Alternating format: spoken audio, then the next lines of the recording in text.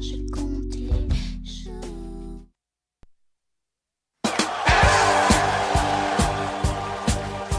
La fille du lion nous a donné le cœur de figurer parmi les millions.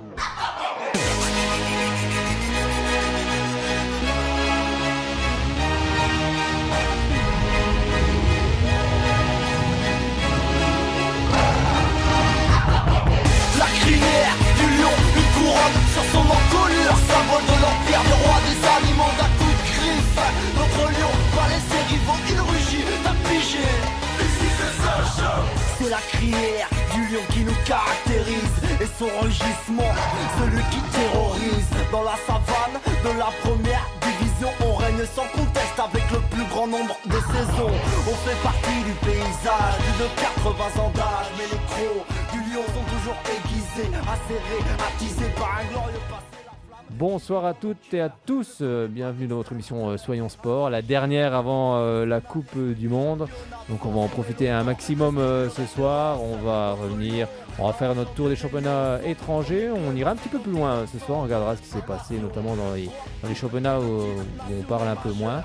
Et on va aussi s'intéresser à ce qui s'est passé en Ligue 1 ce week-end, car il y a eu des beaux matchs, il y a eu beaucoup de buts. On pouvait un peu craindre avant cette Coupe du Monde. Forcément, les joueurs se retiennent un petit peu. Pour ceux, en tous les cas, qui vont disputer cette Coupe du Monde, on verra qu'il y a aussi il y aura des déçus. Il y a eu des blessés dans cette Ligue 1 du côté de l'Olympique de Marseille. D'ailleurs, on en reparlera tout à l'heure. On va s'intéresser aussi à la page consacrée à la Ligue 2 et au FC Sochaux-Montbéliard qui recevait Bastia.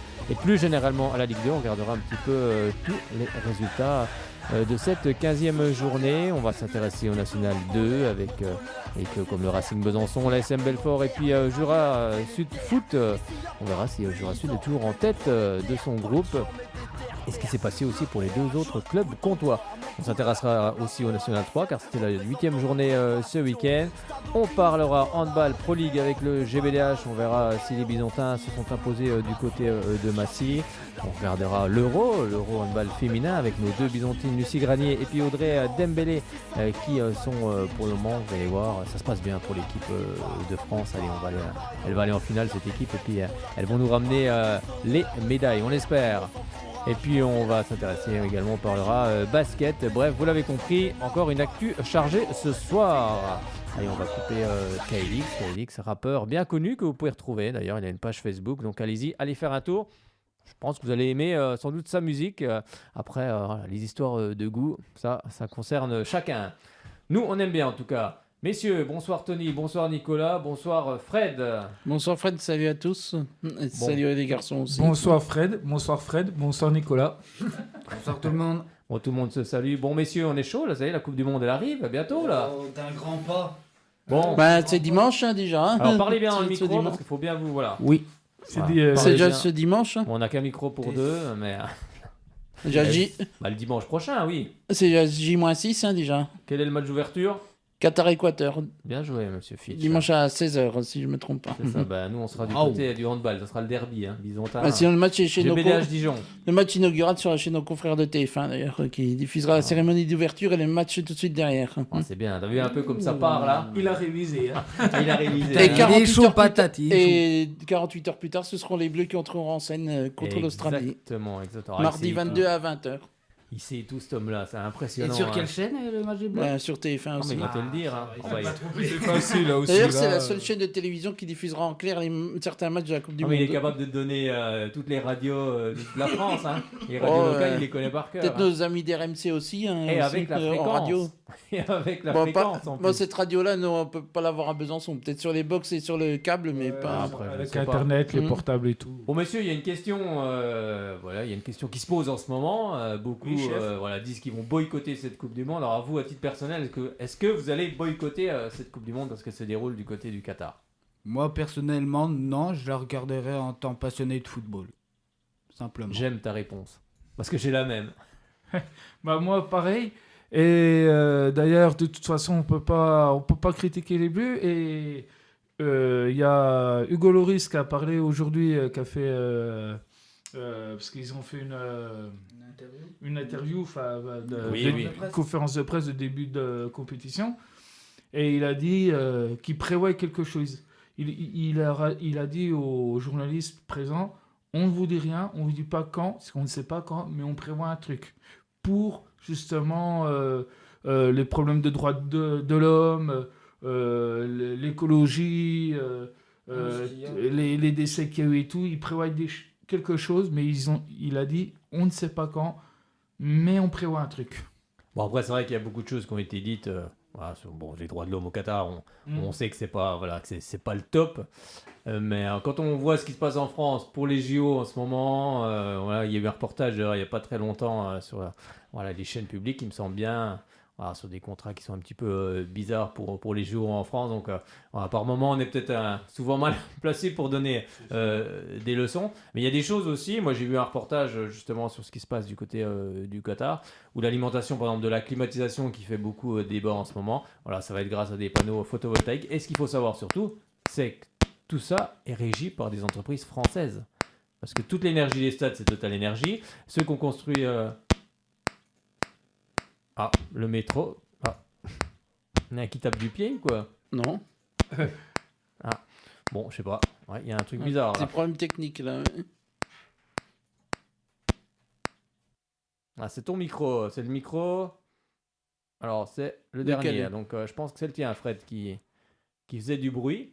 Vas-y voir. Parle-nous voir un petit coup. Allô, tu m'entends là? C'est celui-là, là. Donc, c'est le 3. Ouais, bah écoute. Voilà, c'est le... je sais pas ce qu'il y a. C'est le nôtre. Ou plutôt le... Oui, Non, ça a changé. C'est le tien, le 3? Ouais, c'est le 2. Non, moi c'est le 2. peut-être le vôtre, alors.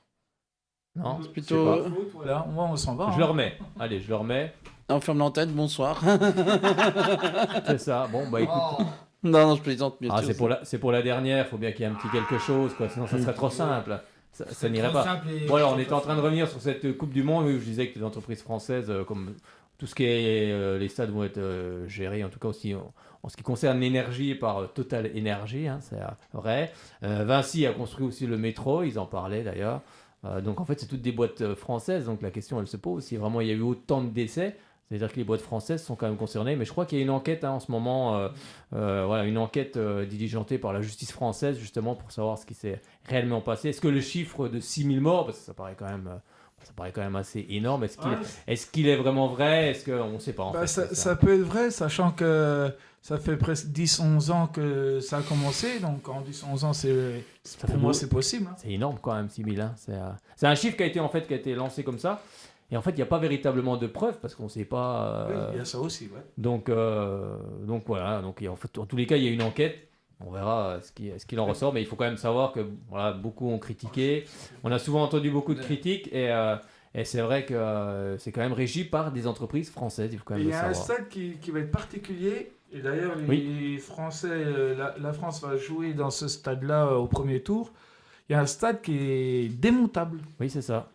Ouais, c'est ça. Qui est construit à l'aide de conteneurs. Des conteneurs, ouais. Et à la fin de la Coupe du Monde, ils vont le démonter, le stade. Oui, c'est ça. Et ça, c'est précurseur quand même, parce que ça voudrait dire que, par exemple, dans les pays qui n'ont pas forcément de gros moyens, comme les pays du Maghreb ou d'autres pays dans le monde, il va être possible de construire justement des stades avec des conteneurs. Donc, ça veut dire des stades qui vont être démontables, donc qui dit sans doute un petit peu moins d'argent que construire un stade en dur, parce qu'après, c'est pas le tout de le construire, mais après, qu'est-ce qu'on en fait de ces stades? C'est ça. Et je pense, il me semble avoir vu qu'il a entre 30 et 40 000 places. Oui, donc c'est énorme. Donc, c'est pas mal. Mais en tous les cas, c'est vraiment original. Et ça sort de tout. Et il y a d'autres choses aussi. Après, on parle d'écologie, mais il y a des choses aussi qui sont quand même écologiques voilà, dans ce qui est fait du côté du Qatar. Ils ont quand même pas fait semblant là-dessus. Hein. Il y a beaucoup de trucs où c'est pas très écolo, ça on le sait bien. Surtout pour la clim. Mais il y a des stades où... la clim est alimentée par des panneaux photovoltaïques. Hein. Voilà. C'est le soleil. Mais bon, après, on verra bien ce que ça donne. Hein. De toute façon... après, il y a des choses qui... J'ai toujours dit... c'est comme... je sais plus... Il y a un comédien très célèbre en France, mais je sais plus son nom, qui est d'origine étrangère. Parce que je préfère dire ça comme ça, parce que je me rappelle plus trop comment il s'appelle, qui disait... ça sert à rien de critiquer la Coupe du Monde en disant qu'il faut boycotter. C'est il y a 10 ans. Ça, je crois savoir qui c'est. Roche Dizem. Ouais, je crois. Oui, c'est ça. C'est ça. Il me semble que c'est ça, ouais. Et il disait, mais il y a 10 ans qu'il faut les gueuler, Oui. qu'il faut les dire faut pas la faire. Oui, je suis C'est pas d'accord. maintenant, c'est pas à un mois de la Coupe du Monde qu'il faut dire non, on la fait pas. Non, mais ce qu'il fallait faire, c'est si vraiment fallait leur donner la Coupe du Monde au Qatar, sous condition que ça, toi, ça soit respecté, qu'ils prennent des engagements sur certaines choses. Mais en fait, le Qatar, eux, qu'est-ce qu'ils font? En fait, ils ont sous-traité à des entreprises. Eux, ils font le chèque final. Parce qu'en fait, le Qatar n'a pas les ressources nécessaires pour construire les stades. Donc, en fait, ils sous-traitent à des entreprises françaises Aussi, ouais. qui, elles, vont chercher des personnes pour construire les stades. Et Donc, encore, ça voudrait dire que les entreprises françaises sont quand même... Ça aurait pu, quand j'y pense, la Coupe du Monde aurait pu être annulée, si je me trompe pas, dis-moi si je me trompe, d'ici un an ou deux, enfin il y a un an ou deux ou trois, ils commençaient à envisager donc annuler la Coupe du Monde au Qatar, mais la faire jouer, si je me trompe pas, entre guillemets, la prochaine Coupe du Monde qu'il va y avoir, c'est au Mexique, Oui. États-Unis, Canada. Ils commençaient à se dire, on va la faire en 2022 au Mexique, aux États-Unis, au Canada. Malheureusement, ça s'est pas fait. Enfin, malheureusement, ça s'est pas fait. Et puis, ils ont gardé le truc au Qatar. Eh oui, Sur- c'est ça. Donc, Je crois qu'il bon. prévoit pour 2026, si je me trompe pas. Pour 2026. Bon, après, du coup. moi, personnellement, en tant qu'amoureux de football, je vais regarder cette Coupe du Monde, qu'elle ait lieu au Qatar ou pas. Je sais D'ailleurs, pas. Moi, je tout- m'occupe pas de ça, c'est vrai, mais personnellement, je vais Mhm. regarder parce que j'aime le foot, comme tu le disais, Nicolas. Je suis un passionné de football, aussi passionné de sport, mais passionné aussi de football. Donc, je vais la regarder. Après, c'est sûr qu'on peut débattre de tout ce qu'il y a à côté, des droits de l'homme, c'est sûr, mais après, il faut se regarder. Est-ce que nous, on est mieux? Est-ce que nous, la France, on peut donner des conseils, Voilà, moi personnellement, je suis pas certain. Mais en tous les cas, en tant que passionné, je vais quand même. Moi, je vais la regarder cette Coupe du Monde. Et tu parles de la Coupe du Monde américaine et j'espère qu'on va pouvoir y aller en 2026. Ah bon, tu veux y aller? Parce que L'équipe de la dernière T'organises fois, un ça voyage s'est pas ça bien a pas été brillé. fait, hein. Merci Stoïkov. Ah oui, on s'en rappelle Parce tous, ça. qu'en 93, un mauvais Merci, Ginola, un mauvais tiens. rêve des Bleus, oui. Ouais, c'est pas. Bah, voilà. à la dernière La seconde. en faute a plus. été mise sur Ginola, mais pour moi, Oui, c'est, après je taquine, mais voilà, c'est toute l'équipe. Il fallait Oui, marquer voilà. avant. c'est ça. Déjà, il faut C'est le la marquer dernière avant. Coupe du Monde qu'on c'est avait ça. loupé d'ailleurs. En plus, 94 après, on les a fait tous les autres. Il faut quoi. marquer des buts avant, il faut se mettre à l'abri avant. Et c'est vrai que ce côté-là, la Bulgarie, c'est ça, oui, c'est la Bulgarie, avait fait un sacré beau match. Puis ils ont fait un beau parcours derrière. Exactement, donc Ah oui, d'ailleurs, oui. c'était c'est une belle vrai. équipe, il y avait des grands joueurs aussi. Et c'est comme ça le football, c'est pour ça qu'on aime ça. Un coup t'es qualifié, en l'espace de 2 secondes, il n'y a plus rien. T'es dehors. Regardez l'Italie, champion Ah oui. d'Europe, ils sont encore éliminés de la Coupe du Monde. C'est ça. Pour la deuxième fois de suite d'ailleurs, en plus. Déjà en 2018. mais hein. tout va vite en football, c'est pour ça qu'on aime aussi ce sport, parce que tu peux être l'équipe la plus faible, voilà, tu peux éliminer le gros. C'est un petit peu comme Marseille en phase de groupe il y a c'est quelques ça. temps. Ils étaient qualifiés provisoirement pour la suite de la compète, relégués en Europa League, en fin de match, éliminés de toute rien. compète. C'est ça, plus rien. En l'espace de quelques minutes, Et comme ils tu avaient dis, plus les rien. petites équipes battent les gros. Il y a eu la Coupe d'Euro à ce week-end, il y a eu un exploit c'est et ça. à retenir. Eh Je oui, pense qu'on va en parler tout Ouais, à on l'heure. va en parler là. On va ouvrir la page en ce qui concerne les championnats étrangers. Et d'ailleurs, pour revenir à cette Coupe du Monde avec la France, il y aura aussi un 26e joueur qui est passé par le FC Sochaux-Montbéliard. C'est Marcus Thuram qui devrait Titus. être retenu. C'est pas encore officiel parce qu'il y a un tweet. Fils de champion du monde. Ouais, c'est ça. Ils avaient lancé un. Ouais, décidément, il y a un problème avec ce micro. Il y a un problème. Voilà, on l'éteint, ça marche. Bon, on va peut-être baisser un petit peu. On va voir si ça vient de ça. Allez, on le remet. Alors, est-ce que vous pouvez le bouger un peu le micro? Peut-être que ça va machiner un peu. Non? Voilà. Allô. Mais il a coupé. Voilà. Ah, bah, ça, c'est peut-être. Bon, maintenant, faut faut éviter de pas- le toucher. Voilà. Faut éviter de toucher. On verra s'il recommence à. Donc on disait Marcus Thuram qui sera sans doute appelé. Il y a un tweet qui était paru, mais ils l'ont supprimé. Donc je crois que l'annonce n'est pas encore officielle. Moi que j'ai raté un épisode. Si, ça y est, c'est fait. ils l'ont dit à la conférence de presse tout à l'heure. D'accord. Ok. Bon j'ai raté un épisode. J'ai pas tout vu aujourd'hui. Bon voilà. Donc Marcus Thuram qui est passé aussi lui par le FC Sochaux-Montbéliard. Donc il y aura 2 joueurs. Voilà, avec Ibrahima Konaté qui lui est passé aussi par Sochaux. Et Presnel Kipembe, donc Oui, forfait. absent, forfait, remplacé par Axel Diazy, le monégasque. Voilà, le Monégasque, on va en reparler tout à l'heure. parce qu'il a C'est le eu des deuxième mots, après Youssouf Fofana, Ouais. d'ailleurs, de Monégasque. Hein. On en parlera tout à l'heure parce qu'il a eu des mots assez forts à la fin du match Monaco-Marseille, mais De Monégasque. sous le coup de la déception, sans doute. Bon, messieurs, on part en direction la Bundesliga pour regarder un petit peu, tous les résultats. Après, si vous voulez dire un petit mot, hein, surtout vous me faites un petit signe pendant que je vais dérouler un peu cette 15e journée en Bundesliga avec un résultat déjà ce vendredi 11 novembre avec le Borussia Mönchengladbach qui a battu le Borussia Dortmund 4-2. Ce samedi, des rencontres qui débutaient à 15h30. C'est vrai qu'en Allemagne, c'est toujours un petit peu plus tôt dans la journée et c'est pas mal, hein, c'est mieux quand même. Donc c'est le Bayer Leverkusen qui a battu Stuttgart 2-0. Leipzig est allé battre le Werder de Brême 2-1.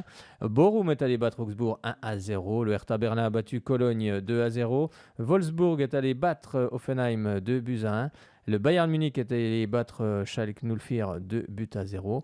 Et puis ce dimanche, 2 rencontres au programme avec Mayence et l'Eintracht Francfort qui font match nul, un but partout. Et puis on a également Fribourg qui a battu largement l'Union Berlin. Décidément, ça va plus très fort, hein, pour l'Union Berlin depuis quelques temps. Donc les Fribourgeois ont battu Berlin 4-1. Du côté du classement, donc c'est le Bayern Munich qui est toujours en tête avec 34 points, suivi du deuxième Fribourg 30 points. Leipzig est donc troisième avec 28 points. Quatrième, l'Eintracht Francfort 27 points et cinquième, l'Union Berlin 27 points. En bas de classement, on retrouve 18e et en dernière position, Schalke 04 9 points. Et puis avant-dernier, Bochum 17e avec 13 points et déjà quelques points d'écart. Le joueur français Christopher Nkunku, lui, est meilleur buteur de cette Bundesliga avec 12 buts, suivi de Marcus Thuram, 10 buts.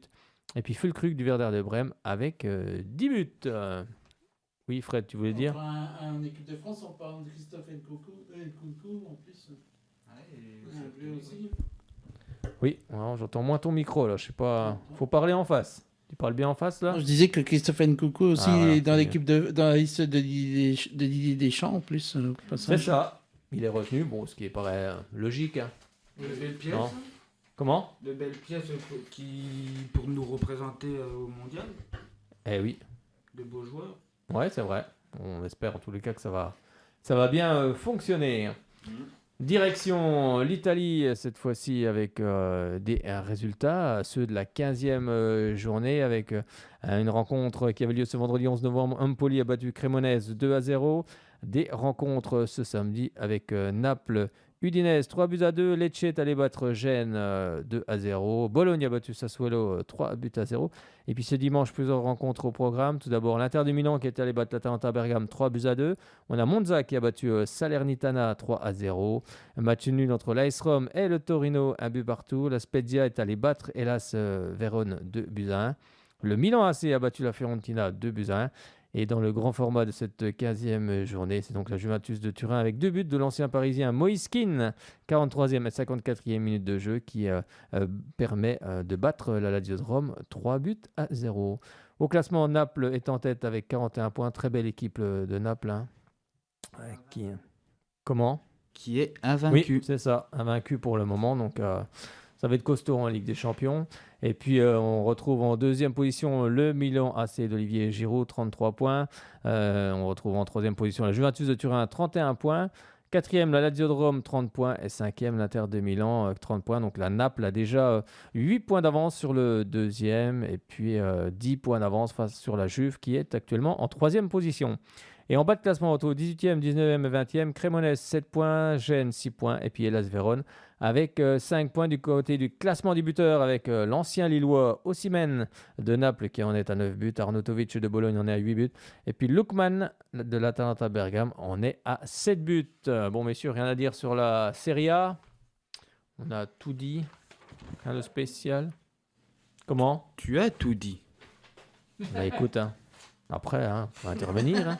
Vous pouvez intervenir, bien évidemment, si vous avez quelques infos. Je n'ai pas toutes les infos. Bah justement, je crois qu'on a quelques infos. Là, on va parler de l'Espagne avec la Liga. Et puis cette 14e journée qui avait lieu en semaine, car ce week-end, c'est la Coupe du Roi. Justement, on en parlera juste après avec Tony. D'ailleurs, il a une info sympa à nous dévoiler.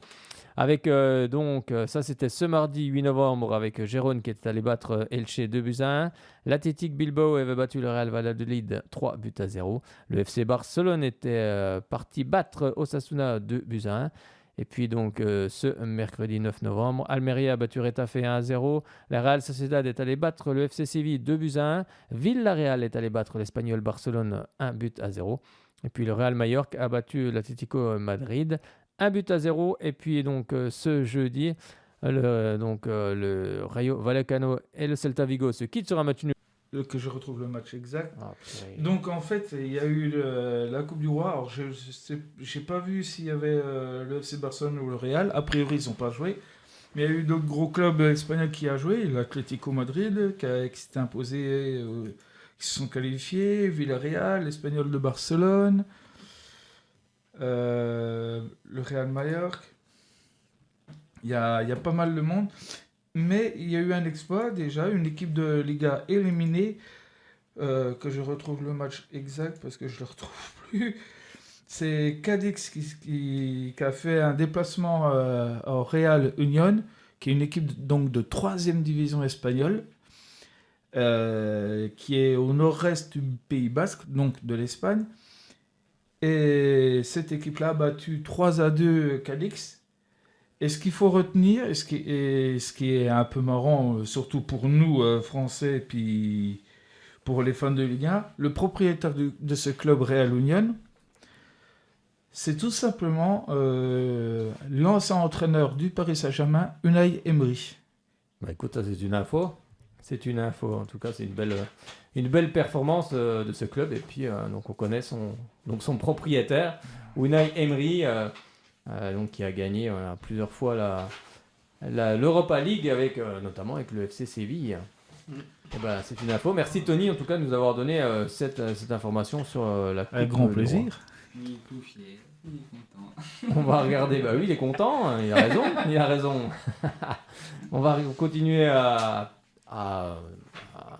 regarder un petit peu tout ce qui s'est passé sur les différents championnats, notamment avec celui de la Première Ligue. Avec tout d'abord à 13h30, la grosse surprise. La grosse surprise avec Manchester City qui s'est incliné.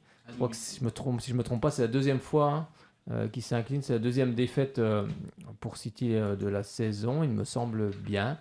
Oui, ça doit être ça. 2 matchs perdus, c'est bien ça. Face à Brentford, grâce à un doublé, en tout cas du côté de Brentford, d'Ivan Toney, 16e, et puis surtout à la 90e minute de jeu. Donc City s'incline pour la deuxième fois de la saison. Et les autres résultats avec Tottenham qui a battu Leeds United 4-3, avec Liverpool qui a battu Southampton 3-1, Nottingham Forest qui lui a battu Crystal Palace 1-0, Leicester City qui lui est allé battre West Ham 2-0.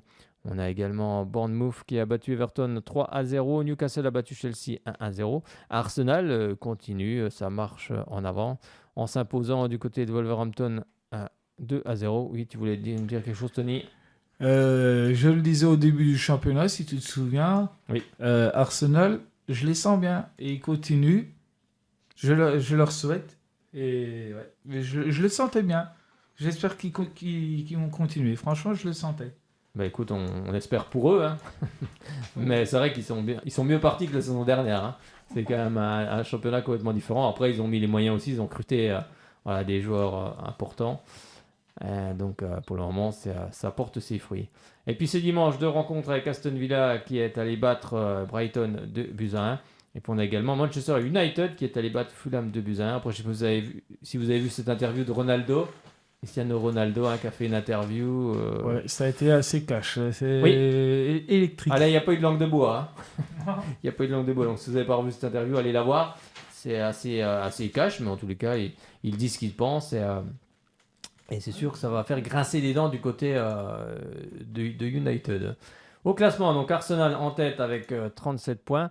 City deuxième avec 32 points. Il y a déjà un trou de 5 points entre les deux équipes. Newcastle est 3e avec 30 points. On a également Tottenham qui est 4e avec 29 points. 5e Manchester United, 26 points. Et puis en bas de classement, on retrouve 18e Nottingham Forest, 13 points. 18e Southampton, 12 points. Et 20e Wolverhampton avec 10 points au classement des buteurs. Alors on est toujours en tête avec 18 buts. On a également Harry Kane de Tottenham, 12 buts. Et puis Ivan Toney, Brentford, qui lui arrive en 3e position avec son doublé face à City. Lui, il en est à 10 buts. Bon, messieurs, je voulais juste vous proposer de regarder un petit peu les autres championnats, juste comme ça, pour voir un petit peu si vous savez qui est pour le moment en tête dans le championnat de Belgique. Oula. Allez. J'ai peut-être dit Standard ou Anderlecht. Mais... Eh ben, tout faux. Non, Ou le FC Bruges ou le Cercle de Tout faux. Bruges. non, le Saint-Gilles. Le club Presque. de Saint-Gillois. T'es plus près.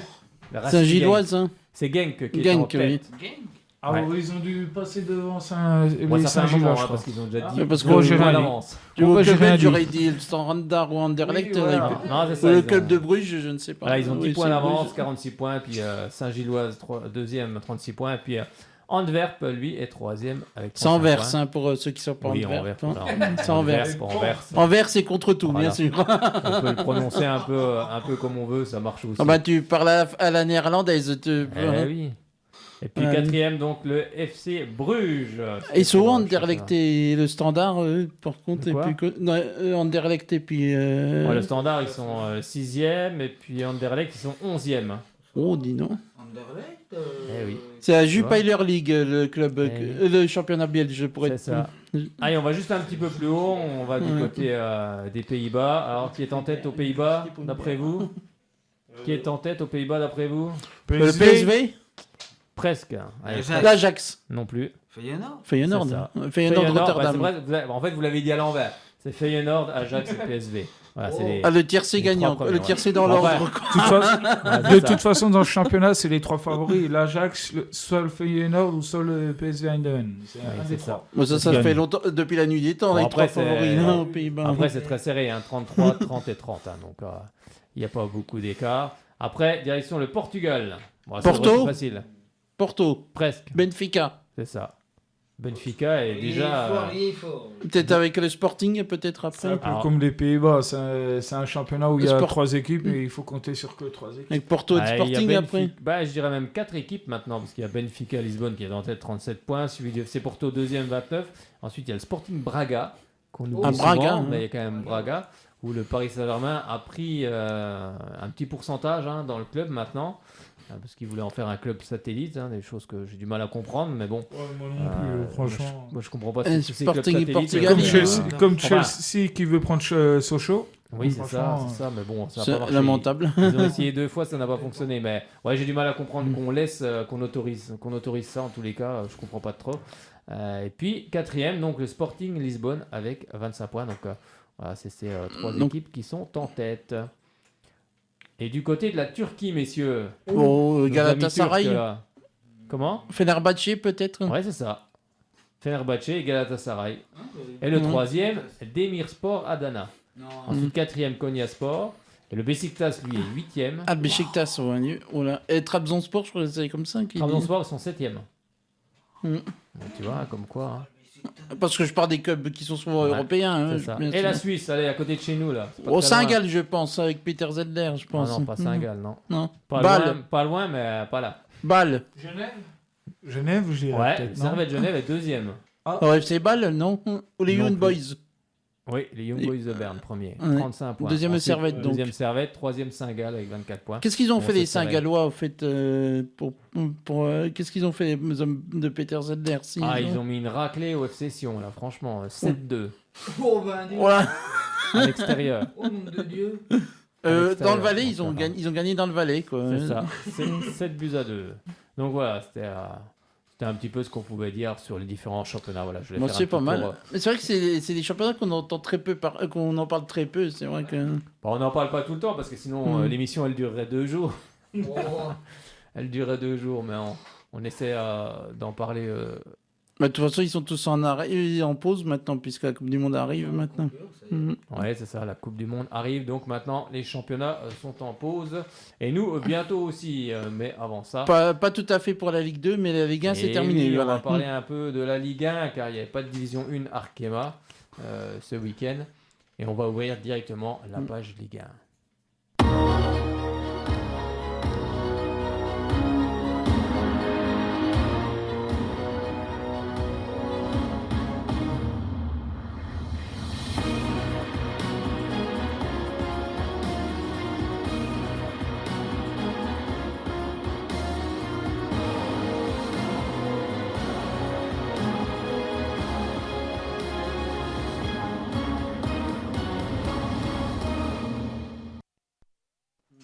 Je crois qu'on a oublié une info, c'est ça, sur la coupe, la cup, la oui. cup plutôt en Angleterre, c'est ça, Nicolas? Équivalent à la Coupe de la Ligue. Il y a eu des surprises. Eh vas-y, dis-nous-les.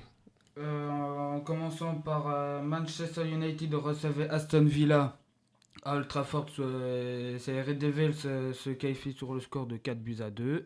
Liverpool qui recevait Derby County. Et Liverpool se sont imposés sur penalty. Il y a eu un magnifique choc entre Citizen et les Blues de Chelsea. Et c'est Man City se sont imposés à domicile contre les Blues de Chelsea sur le score de 2-0. Et la surprise, c'est que le leader de la Première Ligue, Arsenal, recevait Brighton, l'Emirates Stadium, et ont perdu 3-1. Newcastle qui recevait Crystal Palace à St. James Park. Et c'est Newcastle qui s'est imposé au tir au but. Nottingham Forest recevait Tottenham. Et Tottenham se sont fait surprendre et ils ont perdu 2-0. Eh ben non, ça fait surprise. ça fait des surprises quand même pour cette cup. Eh bien, on regardera ce qui va se passer pour les tours suivants, s'il y aura encore d'autres surprises. Sinon, les autres affiches, il n'y a pas réellement de... Oui, il n'y a pas eu réellement de surprise, quoi. Ouais. Ok, ça marche. Eh ben, écoute, on va lancer donc cette 15e journée en Ligue 1 avec la rencontre qui nous intéresse. Bah, toutes les rencontres nous intéressent, hein, bien évidemment. Mais c'est surtout celle qui débutait ce vendredi 11 novembre avec Lyon qui recevait Nice.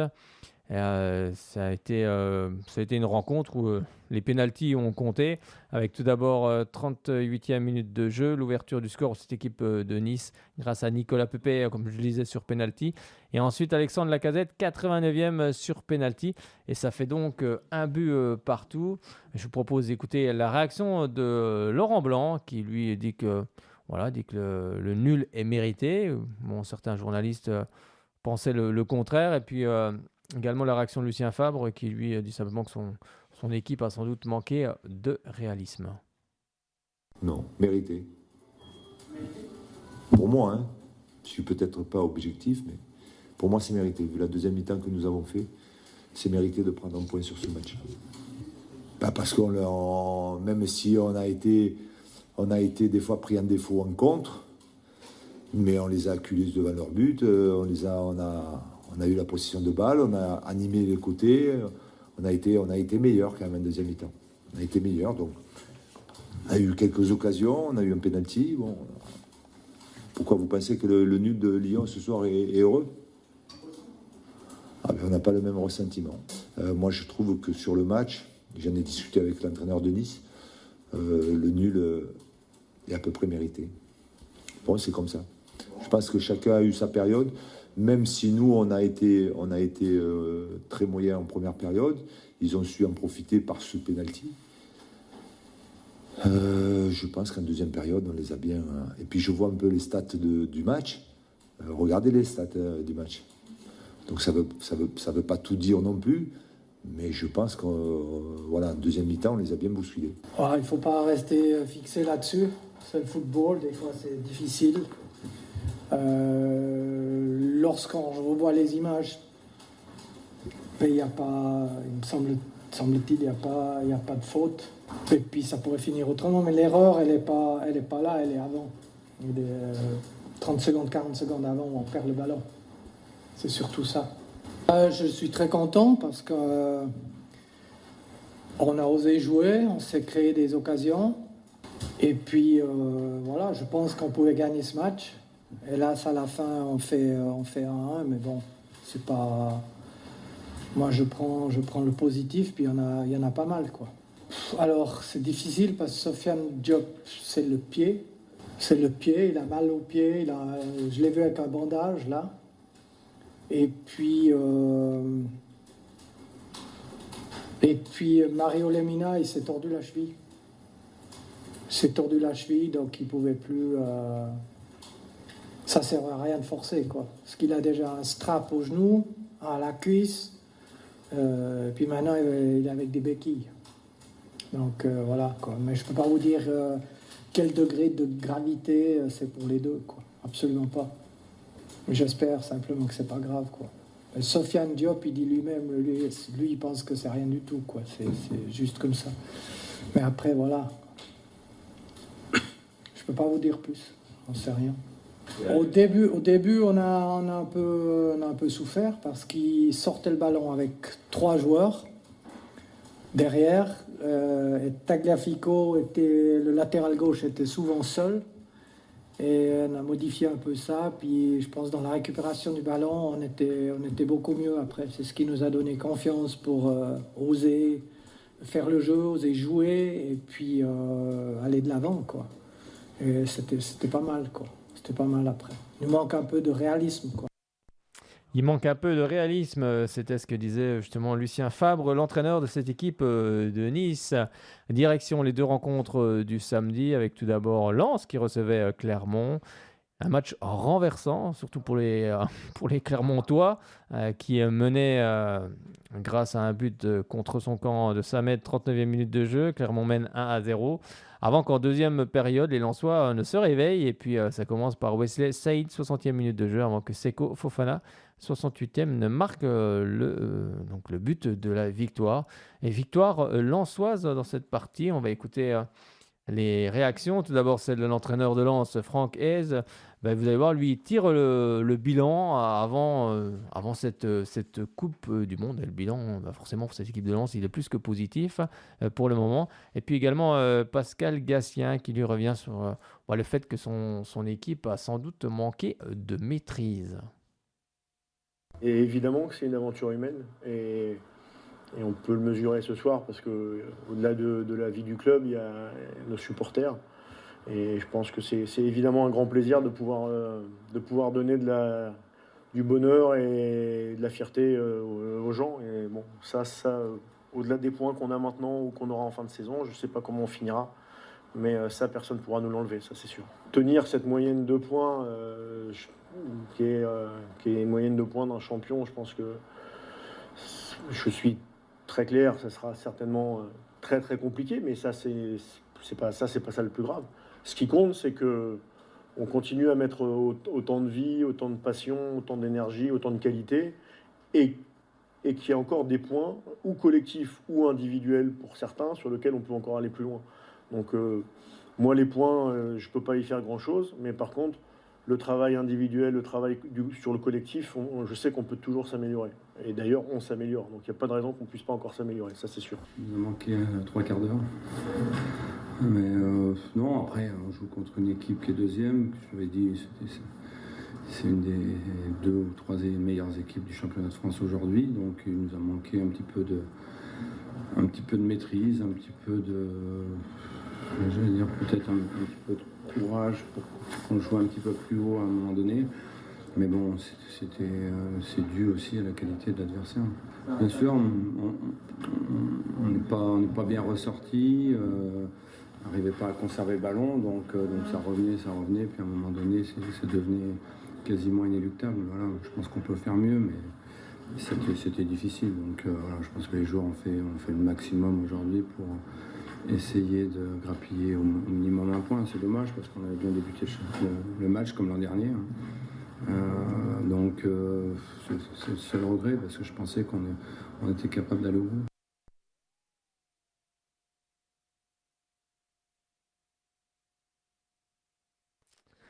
C'était donc les réactions entre Lens et puis cette équipe de Clermont. On va regarder le second match de ce samedi avec l'équipe de Rennes de Bruno Genesio qui recevait l'équipe de Toulouse. Ça commence bien pour cette équipe de Rennes avec l'ouverture du score de Benjamin Bourigeaud, 25e minute de jeu. Dalinga du côté de Toulouse va égaliser à la 55e minute de jeu, mais 3 minutes plus tard, ils n'ont pas gambergé très longtemps les Rennais avec Kalimundo qui marque le deuxième but de cette équipe de Rennes et surtout, comme on le disait, le but de la victoire comme avec Lens tout à l'heure. Et c'est donc une victoire pour les hommes de Bruno Genesio, 2 buts à 1. Et vous allez voir, l'entraîneur rennais, il tire lui aussi le bilan, mais en termes de points cette fois-ci. Et Philippe Montagnier revient sur le fait que son équipe a fait 1 ou 2 erreurs qui forcément ont été fatales. Je l'avais dit, si on en prenait les 3 points, ça serait un très très bon début de saison, ça l'est. En termes de points, en termes de qualité de jeu, en termes d'objectifs remplis à mi-saison, que ce soit en championnat ou en Coupe d'Europe. Donc bravo aux joueurs et bravo à mon staff. C'est pas tant le podium, c'est le nombre de points qui m'importe. Voilà. Bon, le podium, c'est anecdotique au bout de 15 journées, mais par contre, d'avoir 31 points au bout de 15 journées, là, on met des équipes comme Lyon, comme Nice à 10 et 11 points, ça commence à être plutôt intéressant. Voilà, après, il y a d'autres équipes qui vont très vite aussi, à la fois devant, mais aussi derrière nous. Donc, c'était important de continuer sur ce rythme-là. Je pense qu'on est finalement plus fort, oui. Parce que la régularité fait partie des forces d'une équipe. Si on veut être en haut, il faut être régulier, y compris quand on est un peu moins bon, comme la semaine dernière à Lille, être capable de prendre des points même quand on est moins bon. Donc je trouve que l'équipe est plus forte et a progressé dans ce domaine. Dommage, c'est ce que je disais aux joueurs, parce que même si Rennes est une bonne équipe, même si ils ont eu des opportunités aussi de marquer, mais les joueurs ont lutté jusqu'au bout et à la fin, même dommage ce dernier corner loupé, parce qu'on a le sentiment qu'on pouvait quand même ramener un point, même si l'équipe rennaise a été très bonne, mais on a fait plutôt un match complet, avec 2 blessures qui arrivent et qui n'ont pas perturbé l'équipe, même si après celle de Michael Dessler, ça fait des joueurs clés en moins pour nous, mais on voit bien que l'état d'esprit était là et que la volonté des joueurs était de lutter jusqu'au bout pour amener quelque chose. Un petit peu, voilà, le mot c'est it's a pity, quoi. C'est dommage, parce que voilà, Rennes était bon, Mandanda un peu trop pour moi. Bon, c'est un Normand comme moi d'Évreux, donc on connaît la valeur des Hébroïciens. Mais non, parce que les joueurs ont vraiment tout essayé. On voit bien qu'on pouvait basculer, même si Rennes mérite sa victoire dans l'ensemble. Mais il y avait la place de ramener quelque chose et difficile de reprocher quelque chose aux joueurs, à part quelques pertes de balles qui nous ont été fatales dans les zones défensives. Et contre ce genre d'équipe très clinique, il faut qu'on fasse un minimum d'erreurs. Et on en a fait 1 ou 2 de trop. Et voilà, c'est dommage. Terminé pour les 2 rencontres du samedi. Maintenant, on va attaquer les rencontres. Ah non, je voulais, aussi passer un petit extrait de Bruno Genesio qui revient justement sur la Coupe du Monde et surtout les blessures qui arrivent en plein milieu du championnat. Forcément, on va écouter un petit peu sa réaction. On a des gens qui ont décidé que cette Coupe du Monde aurait lieu en plein milieu du championnat. Donc, on se doit de s'adapter, mais on part complètement dans l'inconnu. Ça, on va faire quasiment une deuxième préparation avec des joueurs qui sont à la Coupe du Monde. Quand ils vont être éliminés, il faudra leur laisser du repos. Donc peut-être que les premiers matchs après la trêve, on jouera sans 6 ou 7 ou 8 joueurs, suivant la Coupe du Monde. Donc voilà, c'est du n'importe quoi, mais nous, on s'adapte comme d'habitude, j'ai envie de dire. Ah.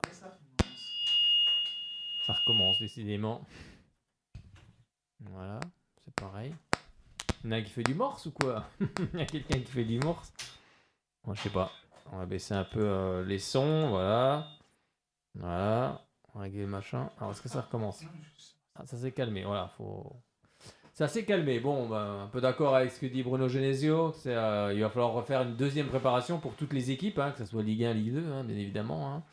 Parce que, comme Sochaux, on en parlera tout à l'heure, qui va partir du côté de l'Espagne. Et c'est vrai que ça va être compliqué. On ne sait pas comment les équipes vont revenir dans ce championnat, n'est-ce pas, messieurs? Bon, je sais pas si on t'a entendu. Vas-y. Du même avis que lui. Voilà. Je suis tout à fait d'accord avec lui. Oui, c'est le 2, vous, le micro, hein. Je ne me trompe pas? Non, c'est ça. C'est ça, c'est bon. Non, le 3, pardon. Donc ça doit être bon. Bon, on va continuer un peu cette Ligue 1 avec... J'allais dire, Oui, excuse-moi, vas-y. Ce que disait Genesio, il faudrait qu'on demande conseil au rugby, parce qu'au rugby, ils y arrivent des fois à lier championnat pendant les coupes. Les tournois destination, pendant le tournoi destination, les championnats, surtout le championnat de France, ils se jouent pendant pendant le week-end où il y a le tournoi destination. Et il me semble que ça arrive aussi en Coupe du Monde. Il me semble qu'en septembre, parce que généralement les Coupes du Monde de rugby se jouent en septembre, et il y a des matchs de championnat qui se jouent, il me semble. C'est vrai, ouais, il me Donc, semble aussi. Je pense que sur ce coup-là, il faudrait peut-être demander un peu conseil au rugbyman. Et ce ne serait pas honteux de demander. Nous, on n'a pas l'habitude les footeux. Donc, on ne sait pas dans quoi, comme disait Genesio, on ne sait pas dans quoi on se met. Donc, dans quoi on va aller, où on va aller. Comment vont revenir les joueurs, surtout. Voilà. Donc, je pense que, mine de rien, il faudrait peut-être essayer de demander conseil aux rugbyman, savoir comment ils font. Oui, ils vont être obligés de faire une deuxième préparation. Hein. Là-dessus, il a raison. Ils vont être obligés de refaire une préparation.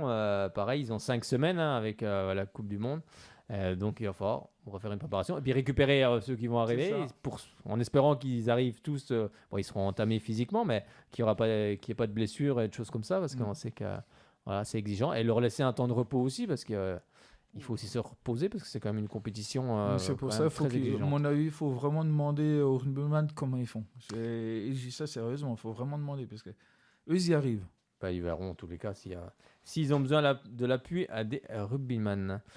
On continue avec ce dimanche une rencontre qui avait lieu à 13h avec le Paris Saint-Germain qui recevait l'équipe d'Auxerre. Bon, cette partie a été compliquée pour les Auxerrois. 5-0, début de signé Mbappé, 11e minute de jeu. Ensuite, Carlos Soler, 51e. Achraf Hakimi, qui lui est concerné par la Coupe du Monde également. 57e minute de jeu. Renato Sanchez, 81e. Et puis, le premier but d'Hugo Ekitike, 84e minute de jeu. C'est là qu'on voit qu'il y a une bonne ambiance du côté du Paris Saint-Germain entre les joueurs parce qu'ils sont tous venus le féliciter, ce jeune joueur qui est arrivé cette saison et qui a marqué donc son premier but en championnat. Et je vous propose d'écouter la réaction de l'entraîneur Christophe Galtier qui lui revient sur le fait que son équipe devait gagner. Et puis il a fait sortir aussi les joueurs concernés par la Coupe du Monde, que ce soit Neymar, Lionel Messi, Kylian Mbappé aussi également. Et puis Christophe Pélissier, lui dit simplement que sur les 5 buts, on en donne 3. Oui, j'ai vu un peu j'ai regardé un peu ce qui se passait sur les équipes qualifiées en Champions League. Et évidemment, sans qu'aucun joueur n'ait pu m'envoyer un signal d'inquiétude, voire de peur sur ce match-là, évidemment que mon obsession était que mon équipe puisse s'exprimer le plus librement possible. Dans ce sens-là, nous avons monté des séances pour être là-dedans et non pas dans cette psychose de cette fameuse blessure. Et hier soir, en regardant Rennes-Toulouse, j'ai vu qu'un joueur d'une sélection internationale s'est blessé. Évidemment que ça peut trotter dans la tête des joueurs, mais sur les 3 séances que nous avons eues, j'ai eu des joueurs investis. On a évidemment adapté nos séances pour qu'il y ait beaucoup de ludique. Et aujourd'hui, mes joueurs ont donné une très belle réponse. Ils ont été sérieux, appliqués.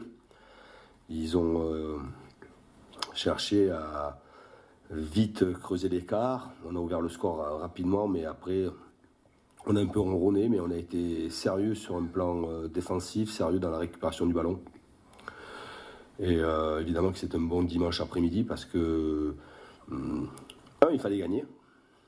Lens fait un parcours incroyable pour un second.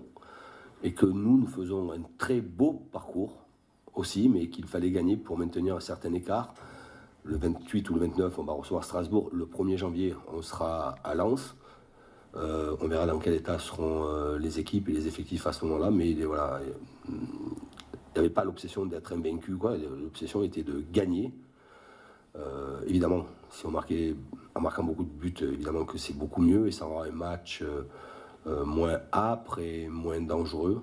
Et à partir du moment où mes joueurs ont fait la différence, j'ai été concentré sur la gestion de mes joueurs. Il aurait été pour moi une grande tristesse qu'un de mes joueurs qui devait partir au mondial aurait pu se blesser. Et j'ai vite fait les changements pour protéger les uns et les autres. Ce que je disais aux joueurs en fin de match, savoir que quand on vient ici, il faut minimiser les erreurs techniques. Et donc sur les 5 buts, on en donne 3 sur des erreurs, donc on peut pas exister. Après, je vais insister un peu sur la charge émotionnelle qu'il y a sur des matchs comme ça, puisque à part Benoît et Mbaye, il n'y avait personne qui connaissait la Ligue 1 et venir jouer au parc. Donc je savais que la charge émotionnelle pouvait être importante. Elle l'a été pour moi, notamment sur la deuxième mi-temps. Parce qu'on ne doit pas donner autant de munitions à une équipe comme ça, parce que première mi-temps, on a été cohérent dans ce qu'on voulait faire, hein, c'est-à-dire de bien fermer l'intérieur. Je crois qu'ils ne nous ont pas percuté là-dessus. Donc après, deuxième mi-temps, on se disait qu'à 1-0, les espaces pouvaient se libérer. Malheureusement, on fait 2 erreurs à la fois sur un retour de corner et sur une erreur technique derrière qui nous tue le match. Comme j'ai dit, c'est pas qu'on soit une défense à 4 ou à 5 qui ont fait qu'on ait des erreurs techniques, c'est pas le système qui nous fait perdre ce match. Comme je dis, c'est les erreurs qu'on a commises dans des zones qui sont interdites face à des équipes comme ça.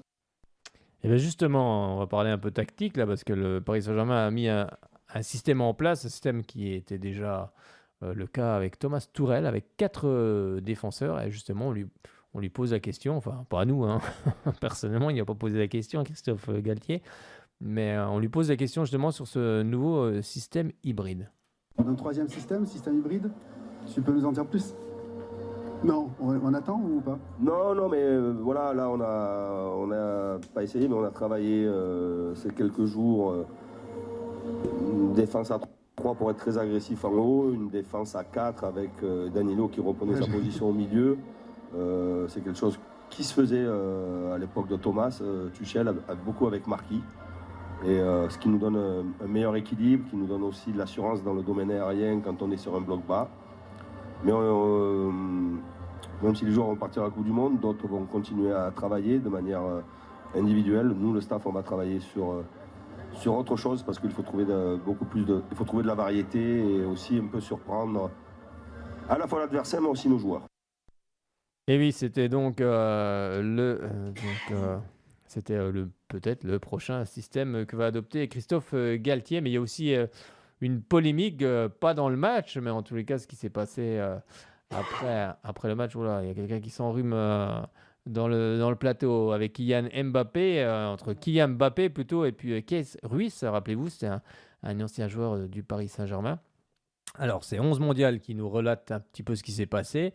En fin de match, donc Kylian Mbappé a soulevé une drôle de polémique en cause, un geste obscène dans les couloirs du Parc des Princes, où Kylian Mbappé se secoue ostensiblement les parties intimes en regardant des joueurs auxerrois. Alors a priori, ce serait un échange de mots avec Kees Ruiz, ancien de la maison parisienne, qui aurait donné lieu à ce geste bien étrange qui ne manque évidemment pas de faire réagir sur les réseaux sociaux. Donc on attendra d'en savoir plus. Bon messieurs, vous aviez vu un petit peu ce geste un peu bizarre.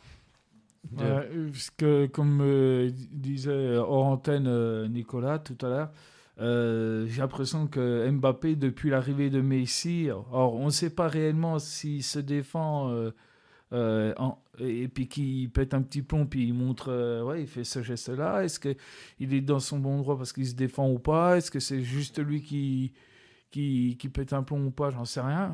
C'est vrai que moi, je n'ai pas d'explication parce que je ne sais pas pourquoi. Mais c'est vrai, comme disait hors antenne Nicolas, depuis l'arrivée de Messi et Mbappé, je trouve qu'il a changé mentalement, je précise, pas dans le jeu, parce qu'il est toujours aussi éclatant, mais mentalement, j'ai l'impression qu'il a changé. En tous les cas, mauvais, quoi. En tous les cas, c'est pas un geste très malin, parce qu'on sait très bien que les stades sont truffés de caméras. Oh oui. Franchement, c'est, je pense qu'il va y c'est couper. Une caméra de surveillance du stade, hein, qui est juste au-dessus de l'entrée de leur vestiaire. Oui, de toute façon, il y a des caméras partout, donc franchement, c'est un geste même ça vraiment se fait stupide. pas, quoi. Oui, ça se fait pas. De toute façon, c'est stupide. Voilà, il y a pas d'autre mot, donc sans doute que. Rien que ça, il peut avoir des oui, bien sûr, hein, bien sûr.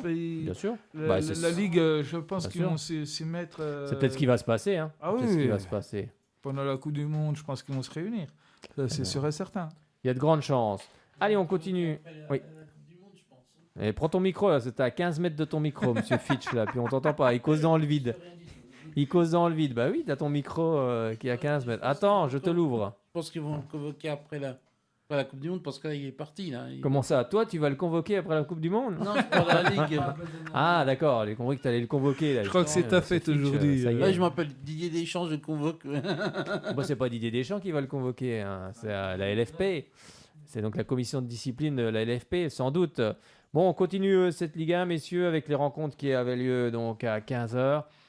Avec, on va les retrouver, voilà, avec un match où il y a eu des buts entre Nantes et Ajaccio. Pourtant, Ajaccio menait 2-0 avec un but de l'ancien Byzantin Romain Hamouma à la 66e minute de jeu. Et puis ensuite, c'est Nantes qui a complètement retourné la partie pour arriver à 2 buts partout. On a également Brest qui a battu 2-1. Montpellier-Reims font match nul, 1 but partout. Lille a battu Angers 1-0. Et puis pour la rencontre de ce dimanche à 17h à 0,5, faut pas oublier le 0,5.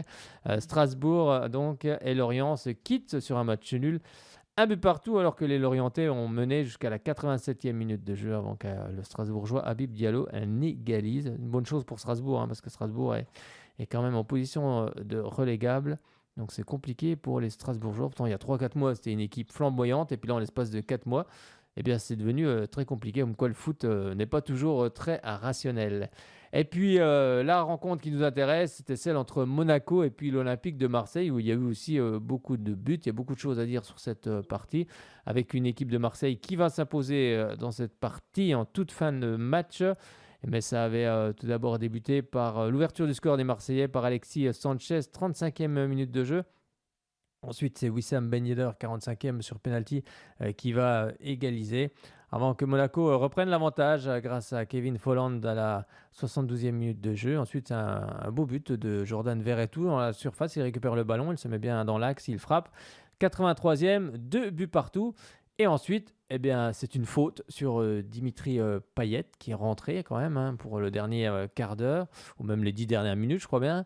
Et donc, il y a cette faute qui n'est pas une grosse faute, mais l'arbitre en tout cas désigne la faute. Il y a ce coup franc qui est bien frappé et puis qui surgit. Kolasinac qui lui met juste sa tête, effleure le ballon et ça fait but surtout. Donc voilà, Marseille réalise une superbe opération, mais une opération attristée parce que Amin Harit a été victime d'une faute et puis il a été transporté à l'hôpital. Le joueur marocain qui doit disputer donc la Coupe du Monde dimanche prochain. Dimanche prochain, la Coupe du Monde commence dimanche, mais il devait partir à la Coupe du Monde. Là, pour le moment, il est à l'hôpital. On ne sait pas si... moi, pour le moment, je n'ai pas plus d'infos. Je ne sais pas, messieurs, si vous avez... plus d'infos là-dessus, mais c'est quand même très triste. Il y a la victoire du côté de Marseille, mais il y a une grosse tristesse pour ce joueur parce qu'on sait tous qu'une Coupe du Monde, c'est hyper important pour un joueur. Et c'est toujours triste, c'est malheureux, malheureusement. C'est le sport, ça part vite. Mais ouais, c'est vrai que c'est triste. On a beau savoir n'importe quelle équipe, même une petite équipe de la Coupe du Monde. Bien sûr. Qu'il y en a qui... Surtout aussi quand ça arrive à des grands joueurs qui sont prêts à jouer à la Coupe du Monde, puis la veille de la Coupe du Monde, ils se blessent. C'est ça, gravement, parce que là, ça paraît assez grave quand même. Ouais. Ça paraît assez grave. Malheureusement, je pense pas qu'il va la jouer.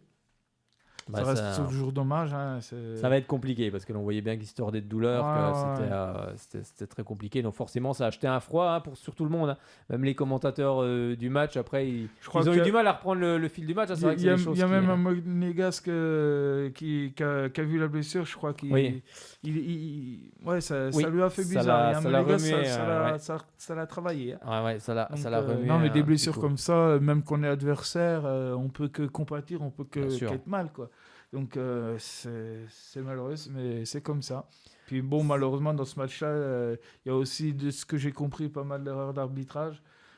Après, comme j'ai envie de dire, contre les Monégasques, alors c'est une chose, l'arbitre a fait quelques erreurs d'arbitrage. Malheureusement, ça arrive.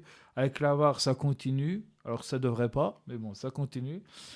Mais ce qu'il faut pas oublier, Monaco a marqué que 2 buts. Si vous voulez gagner, il fallait en marquer d'autres.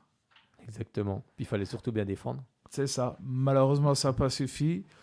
Bon, il y a eu l'aide de l'arbitrage, c'est vrai, mais voilà. Oui, il n'y a pas que ça. Se défendre contre l'arbitre, je veux bien, mais voilà. On va écouter d'ailleurs, justement, on va écouter les réactions de Philippe Clément, qui lui, il est déçu des décisions, mais il revient quand même sur le fait que l'arbitre, d'ailleurs je ne sais plus son nom, ça va me revenir, que l'arbitre qui a donc dirigé cette rencontre, lui est un très bon arbitre de Ligue 1 et qu'il n'en veut pas forcément à l'arbitre, mais il est quand même déçu de certaines décisions, car il dit simplement que c'est le meilleur arbitre de Ligue 1 pour lui. Et puis on va écouter également Igor Tudor, content mais forcément déçu pour Amin Harit. Et après on écoutera les propos d'Axel Disasi, justement envers l'arbitre, qui à mon avis lui aussi, je pense qu'il va aller avec Kylian Mbappé en commission de discipline à mon avis.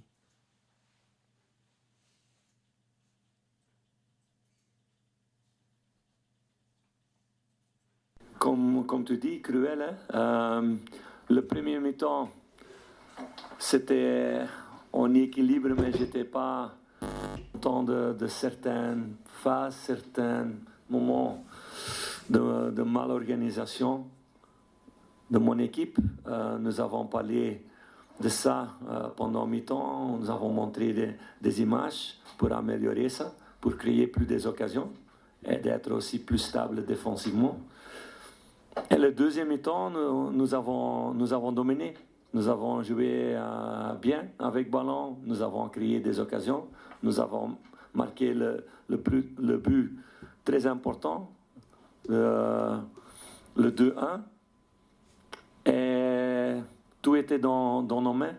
Ils n'étaient pas des occasions pour Marseille. Et pour moi, à la fin, et je dois dire d'abord que pour moi, l'arbitre d'aujourd'hui, c'est pour moi un des meilleurs en France. Et ça ne change pas après ce match. Mais il y a deux décisions qui étaient cruciales pour moi les dernières 10 minutes. C'est d'abord l'action au milieu avec Brelin Bolo, qu'il est taclé comme dans le rugby, où je pense avec judo on donne un ippon pour ça, que les choses que le défenseur il a fait. À ce moment, mon joueur il reçoit le carton jaune, c'était très bizarre. 30 secondes après, on reçoit le but. C'est une chose très cruciale, cette phase. Et à la fin, Payet, qui est un grand joueur, avec beaucoup d'expérience, était entre 3 joueurs. Et il voulait seulement une chose, c'est tomber. Et il n'était pas un vrai contact à ce moment.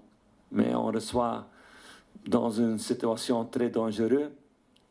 Cette phase arrêtée, on reçoit le but. Ce sont deux décisions qui sont très, très décisives dans ce match. Et je suis très déçu parce que mes joueurs n'ont pas reçu les choses qu'ils ont méritées aujourd'hui. Alors malheureusement, il n'y a pas de bonnes nouvelles pour l'instant, donc c'est vraiment dommage. On est tous tristes et désolés pour lui, et on lui dédie cette victoire. C'est vraiment malchanceux juste avant la Coupe du Monde. Alors oui, c'est sûr que c'est une belle victoire, surtout après un match qui était très ouvert. Au début, c'est vrai que dans les 15 premières minutes, on a eu 2-3 occasions. Ensuite, eux, ils ont réussi à ouvrir, à mener au score. Et c'est vrai que je suis très contente des remplaçants qu'ils aient réussi eux aussi à réussir à aller de l'avant dans ce match. Et on a vraiment vu que la victoire était la chose la plus importante, qu'on voulait vraiment gagner. Donc je suis très heureux. Tous les joueurs ont été décisifs. C'est vrai que c'était un match très dur. Comme je l'ai dit, le match pouvait basculer d'un côté ou de l'autre, parce qu'ils étaient très dangereux. C'est une équipe avec des joueurs très forts, des joueurs très forts, pardon. Mais c'est vrai qu'on a eu beaucoup de force mentale. Ce soir, on y a cru jusqu'au bout. Et les joueurs qui sont rentrés en cours de match ont vraiment donné le maximum. Donc c'est une bonne nouveauté pour cette année. Non, je suis très très très content. Je pense que ça a joué beaucoup dans le match, parce que même quand on a égalisé, j'ai vu que parfois quand on perd et qu'on réussit à égaliser, les joueurs sont heureux. Et là non, il y avait vraiment pour eux une envie de vraiment remporter. Ils n'étaient pas satisfaits juste de ce match nul. Oui, c'est vrai qu'on a pu voir qu'avec Bamba devant, avec Dimitri, Alex, Under, derrière même Kolasinac qui est aussi un arrière, mais un arrière assez offensif. Donc on avait 2 défenseurs et 2 milieux qui étaient plus offensifs. On a vraiment essayé de voir quelque chose de nouveau et d'essayer.